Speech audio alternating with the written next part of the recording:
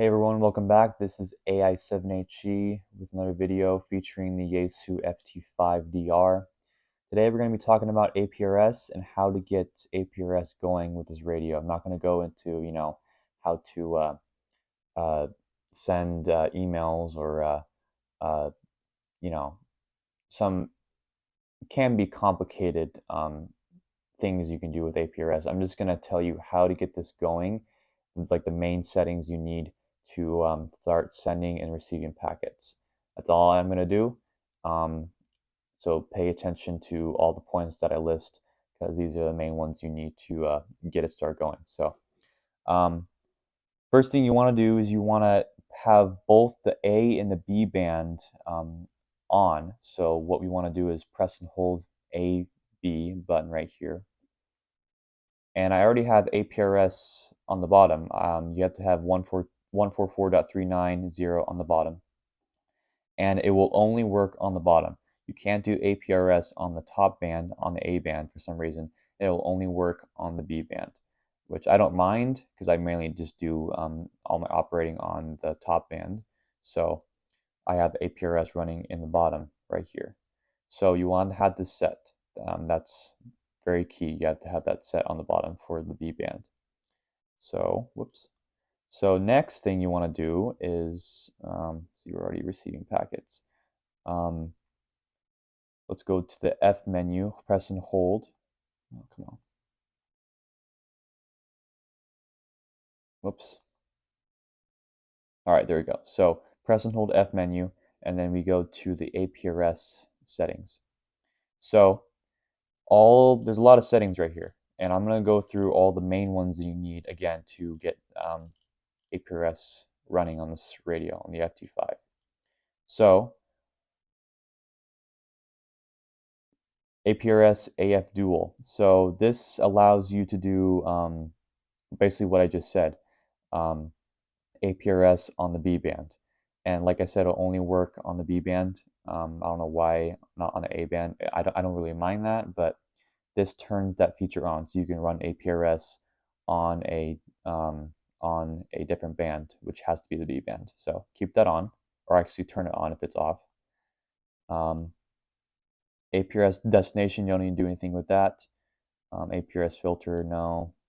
APRS modem. So this is set to off default, but you want to set this to 12 bits per second. Sorry, 1200 bits per second. 9600, you can do it, but it will be a higher higher efficiency required on the radio.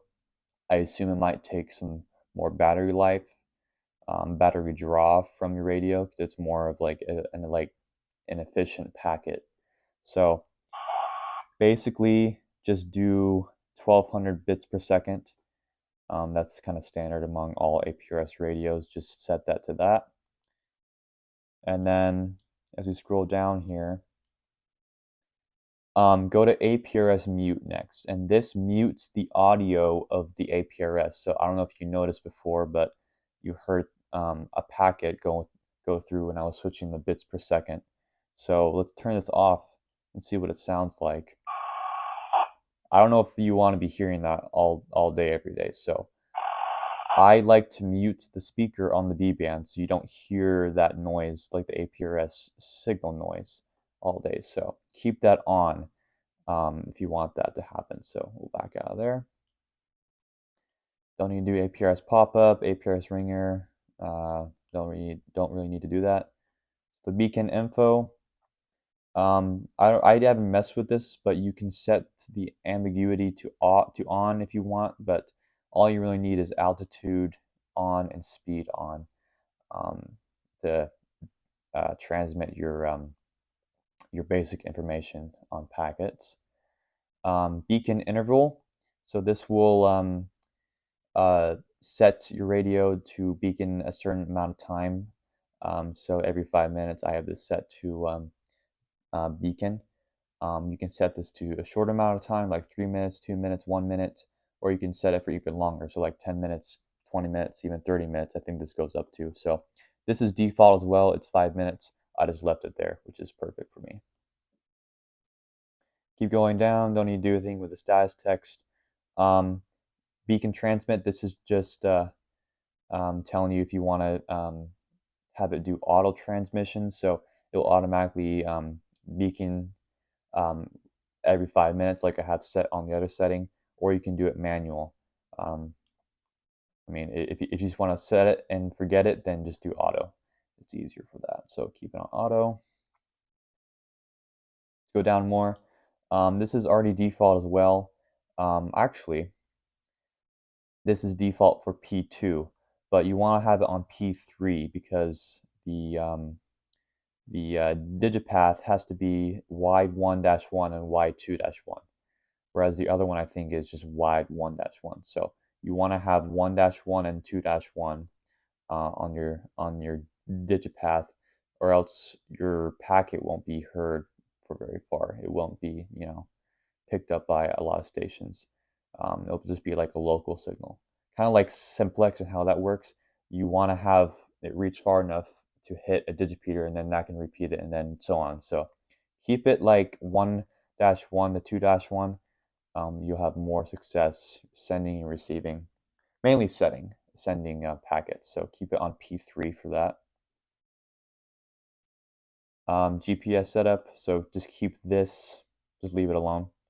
I haven't really messed with it. GPS power, so this turns the GPS on or off, and this has to be on for APRS to work.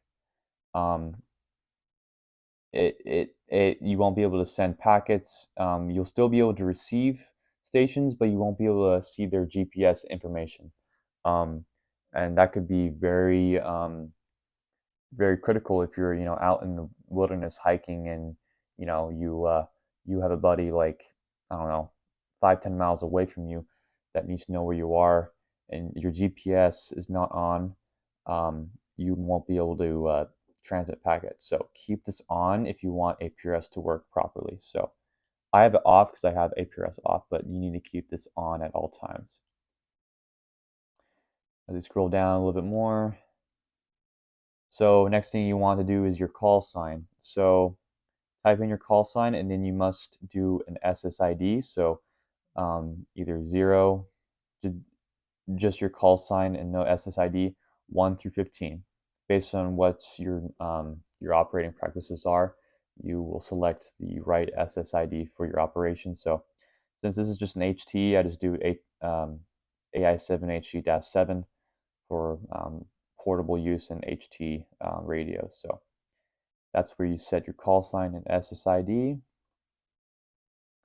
You scroll down here, keep this on GPS. If you do manual position, you can set a lat long coordinate if you want to do APRS from a fixed location. But if you're out backpacking with this or hiking or whatever, you'll want this on GPS because it'll have to update where you are. It won't be accurate information for where you are. So keep it on GPS so we can keep tracking you if you're hiking or something. And then as you scroll down even more, this is where you would do your symbol. So we have a whole list of symbols you can choose. Here, why is it not doing it? Oh, let's go like this. Okay, there we go. So you have all of these symbols you can choose from based on your transmitter, what type of device it is really, and or if you're mobile, you can do a car. If you're a fixed station, you can do a house. I think there's houses you can do. Anyway, there's a bunch of symbols you can use.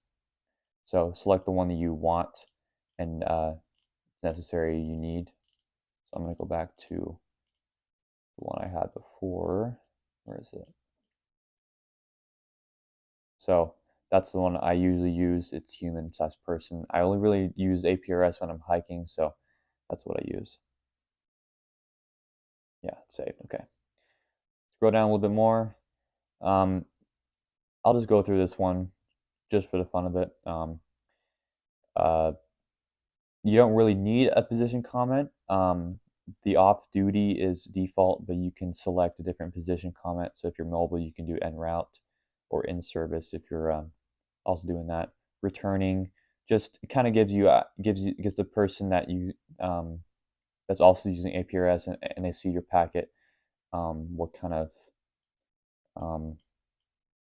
it just gives them more information of where your station is and what you're doing, kind of thing. So don't use this one. That's only for emergencies only, as it clearly states that. So let's keep it on off duty. Don't mess with the smart beaconing. You don't really need that for APRS to work properly. It's just kind of an extra feature you can use. It's more of like a more efficient GPS. I think it's what it is. So you only need to use that though. So scroll down. That's basically it. So I'm gonna go through one more time. All you need is the symbol, the call sign, and SSID. Keep the GPS power on for APRS to work.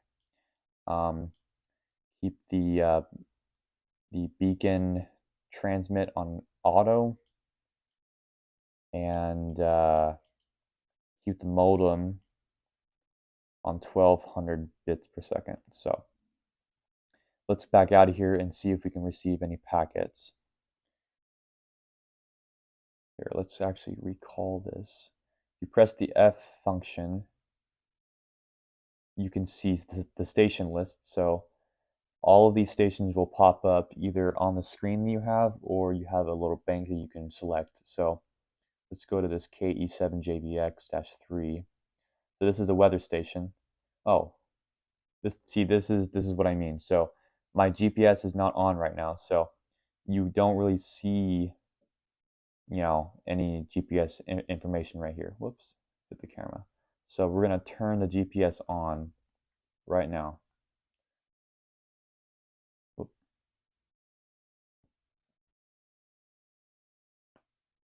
Let's go to the GPS power. Turn it on. All right, so now it's acquiring GPS, and then we can start receiving packets, hopefully. Usually it takes a couple seconds.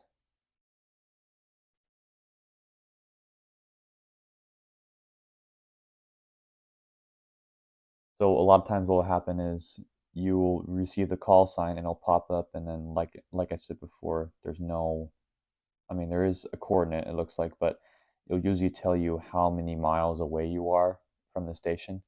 And then that compass that you saw, um, will tell you based on northeast, south, and west where it is and what direction you're pointing. So come on, why is it not obtaining GPS? But yeah, you get a lot of this information still, 6 miles per hour speed and the altitude. And that will depend on what type of station it is. If it's a weather station, it mainly would just be about weather stuff. If it's like a moving station, they'll give, speed and direction and stuff like that. Okay, I don't know why it's not attaining GPS. So you just got to keep the B band on for APRS, and then you can start receiving packets and transmitting when it's on auto every 5 minutes or so. That's kind of the basics of getting APRS going. Like I said, I didn't go through all the settings right there on the menu, but that's kind of how to get going with it. If you found this helpful, please like it and share it to all your friends and family if they want to get this radio or any other APRS radio. It's kind of the similar things to go over. So this helps. Thanks for watching.